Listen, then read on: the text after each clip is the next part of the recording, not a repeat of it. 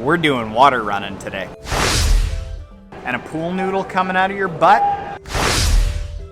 and you're not just treading water in a coordinated, really good looking fashion.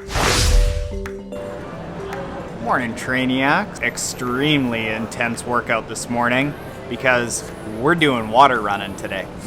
Yeah, we're talking about water running. If you ever want to feel cool and tough, you put yourself on a floaty belt and a pool noodle coming out of your butt, you're gonna do great. Now, all kidding aside, water running is a really fantastic way to stay sharp when either you're injured, like me, or you're injury prone, especially from running. Running is the most high impact sport that we do as triathletes. Now, what you don't want to do is just completely take off running when you're injured from running, or if you're injury prone, you want to substitute other things like cross-country skiing, things like running drills, things like water running. And here's the best way that I've figured out how to do water running after a couple weeks of testing. Now, what we're going to talk about is deep water running. You can also do shallow water running up to here, but that's going to place a little bit of extra stress on your body because you've got full body weight for everything that's out of the water. If you look at the water run that I did last week,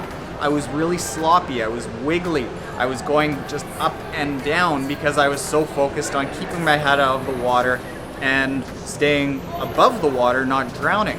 However, today, Trevor and I, we used flotation devices and found that we could get a really good efficient stride. Here's how we did it. So grab yourself a floaty belt, and you want to place that belt right above your hip bones and place it really nice and snug so that it's not going to come up to your armpits when you jump in the water, float up, and impede a normal running stride. Now, what you can also do is we want to be leaning forward in the water. We want to feel that forward lean as if we were running.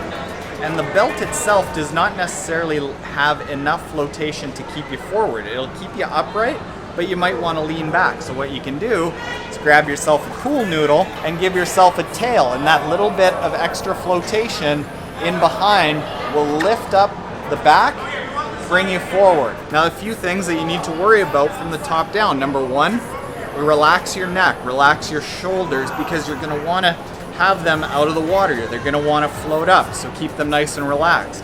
Keep your arms at 90 degrees, just as you would while you're running. Keep them nice and relaxed. Your hands, when you're first starting, you might need to cup the water a little bit just to get your balance, but slowly build your way to either fists, like when you're normally running, or slicing through the water. What you'll also have a tendency to do is crunch, because like when we've got a pull buoy in the water, we've got a lot of flotation in the middle of our body where we've got a hinge. So you want to keep that nice, tall, upright feeling. Keep your core engaged but not tight, the same way that you would when you're running, and then get yourself a full running stride. What we're looking to do, give you a little adjustment, we're looking to have a full running stride going up, stretching out, and kicking back.